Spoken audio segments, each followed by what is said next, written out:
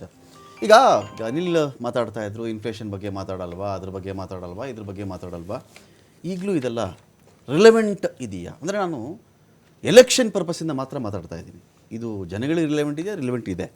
ಎಲೆಕ್ಷನ್ನಲ್ಲಿ convince ಮಾಡುವಂಥ ಒಂದು ಜಾಗದಲ್ಲಿ ನಿಂತ್ಕೊಳ್ಬೇಕಾಗಿದ್ದು ವಿರೋಧ ಪಕ್ಷಗಳು.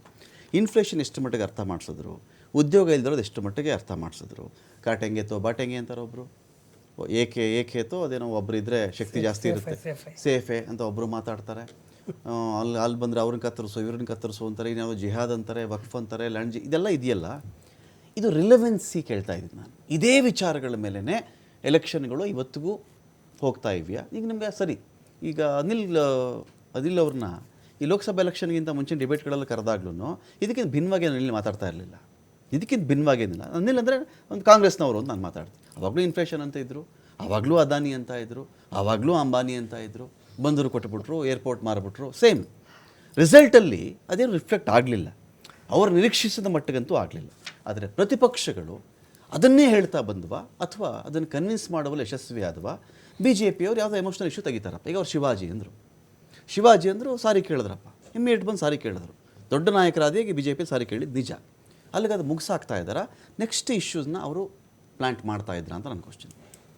ರಮಾಕಾಂತ್, ಮಹಾರಾಷ್ಟ್ರದಲ್ಲಿ ಈ ಸಾರಿಯ ಚುನಾವಣೆ ಯಾವುದೋ ಒಂದು ವಿಷಯದ ಮೇಲೆ ನಡೀತಾ ಇಲ್ಲ, ಮತ್ತು ಇಂಥದ್ದೇ ವಿಷಯದ ಮೇಲೆ ಚುನಾವಣೆ ನಡೀತಾ ಇದೆ, ಜನ ವೋಟ್ ಹಾಕ್ತಾರೆ ಅಂತ ನಮಗೆ ಹೇಳಲಿಕ್ಕೆ ಸಾಧ್ಯ ಇಲ್ಲ. ದರ್ ಆರ್ ಮಲ್ಟಿಪಲ್ ಇಶ್ಯೂಸ್, ಭಾಳಷ್ಟು ಇಶ್ಯೂಗಳಿವೆ.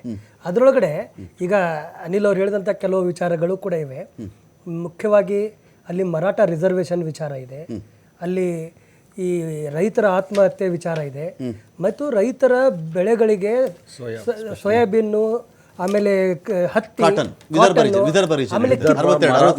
ಆಮೇಲೆ ಕಿತ್ತಳೆ ಈ ಮೂರು ಬೆಳೆಗಾರ ಏನಿದಾರಲ್ಲ ಅವ್ರಿಗೆ ಸರಿಯಾದ ಬೆಲೆ ಸಿಗ್ತಾ ಇಲ್ಲ. 7,000 ಕೊಡ್ತೀವಿ ಅಂತ ಹೇಳ್ತಿದ್ದಾರೆ ಸರ್. 7,000 ಕೊಡ್ತೀವಿ ನಾವು ಹೇಳ್ತಾ ಇದ್ದಾರೆ. ಬಟ್ ಏನಾಗಿದೆ, ಈಗ ಸಂತ್ರ ಅಂದ್ರೆ ಕಿತ್ತಳೆಗೆ ಕಾಂಗ್ರೆಸ್ನವ್ರು ಕೊಟ್ಟಿರೋ ಭರವಸೆ, ಅದು ಕಾಂಗ್ರೆಸ್ ಮ್ಯಾನಿಫೆಸ್ಟೋದಲ್ಲಿ ಎಲ್ಲರೂ ಈಗ ಕೊಡ್ತಾ ಇದ್ದಾರೆ. ಬಟ್ ಸದ್ಯದ ಮಟ್ಟಿಗೆ ಈ ಮರಾಠವಾಡ ಮತ್ತು ವಿದರ್ಭ ಪ್ರಾಂತ್ಯಗಳಲ್ಲಿ ಈ ಇಶ್ಯೂ ಬಹಳ ದೊಡ್ಡದಾಗಿ ರೈತರ ಇಶ್ಯೂ ಇದೆ. ಇದು ಕೂಡ ಒಂದು ಬಹಳ ದೊಡ್ಡ ಇಶ್ಯೂ. ಅದಲ್ಲದೆ ಶಿವಸೇನೆ ಮತ್ತು NCP ಅನ್ನ ಯಾವ ರೀತಿ ಒಡೆಯಲಾಯಿತು, ಯಾವ ರೀತಿ ಎರಡು ಭಾಗಗಳನ್ನಾಗಿ ಮಾಡಲಾಯಿತು, ಅದು ಕೂಡ ಒಂದು ಇಶ್ಯೂ ಇದೆ. ಮಹಾರಾಷ್ಟ್ರದಿಂದ ಗುಜರಾತ್ಗೆ ಉದ್ಯಮಗಳನ್ನು ತೆಗೆದುಕೊಂಡು ಹೋಗ್ಲಾಗ್ತಾ ಇದೆ ಅನ್ನೋ ಆರೋಪ, ಅದು ಕೂಡ ಒಂದು ಇಶ್ಯೂ ಇದೆ. ಬಹಳಷ್ಟು ಇಶ್ಯೂ ಇದೆ. ಒಂದೇ ಒಂದು ಇಶ್ಯೂ ಮೇಲೆ ಇಲೆಕ್ಷನ್ ನಡೀತಾ ಇಲ್ಲ. ನೀವು ಹೇಳಿದಂತೆ ಏನು ವಿಚಾರಗಳಿದಾವಲ್ಲ, ಇದು ಬೆಲೆ ಏರಿಕೆ ಇರ್ಬೋದು ಅಥವಾ ಜಾಬ್ ಕ್ರಿಯೇಷನ್ ಇರ್ಬೋದು, 200% they are the real issues. ಆದರೆ ಇದನ್ನ ಕನ್ವಿನ್ಸ್ ಮಾಡಲಿಕ್ಕೆ ವಿರೋಧ ಪಕ್ಷಗಳು ಇನ್ನೂ ಕೂಡ ಸಕ್ಸಸ್ ಆಗಿಲ್ಲ. ಇನ್ನೂ ಕೂಡ ಸಕ್ಸಸ್ ಆಗಿಲ್ಲ. ಸಂವಿಧಾನ ಈಸ್ ಆಲ್ಸೋ ಎ ಇಶ್ಯೂ. ಸಂವಿಧಾನ, ಜನಗಣತಿ, ಇದು ಕೂಡ ಒಂದು ಇಶ್ಯೂ ಇದೆ. ಆಮೇಲೆ ನೀವು ಲೋಕಸಭೆ ಚುನಾವಣೆ ಬಗ್ಗೆ ಪ್ರಸ್ತಾಪ ಮಾಡಿದ್ರಿ. ಲೋಕಸಭೆ ಚುನಾವಣೆ ಒಳಗಡೆ ಈ BJPಗೆ ಅವರು ಅಂದ್ಕೊಂಡಂಗೆ ಏನು ಅಬ್ಕೆ ಬಾರ್ 400 ಪಾರ್ ಅಂತ ಹೇಳ್ತಾ ಇದ್ರು, ಕೊನೆಗೆ ಗೆದ್ದಿದ್ದು 240. ಡೆಂಟ್ ಆಯ್ತು, ಚಿದ್ರ ಆಗ್ಲಿಲ್ಲ, ಸಾಕಾಗ್ಲಿಲ್ಲ. ಆದ್ರೆ ಅದಕ್ಕೆ ಮೇನ್ ರೀಸನ್ ಅವರು BJP ಅವರ ವಿಶ್ಲೇಷಣೆ ಏನು ಅಂತಂದ್ರೆ, ಸಂವಿಧಾನದ ಬಗ್ಗೆ ಜನರಿಗೆ ತಪ್ಪು ಮಾಹಿತಿಯನ್ನ ಅಪಪ್ರಚಾರವನ್ನು ಮಾಡಿದ್ರು ವಿರೋಧ ಪಕ್ಷಗಳು. ಆ ಕಾರಣಕ್ಕೋಸ್ಕರ ಅಂದ್ರೆ ದಟ್ ಹ್ಯಾಸ್ ವರ್ಕ್ಡ್ ಅಂತ.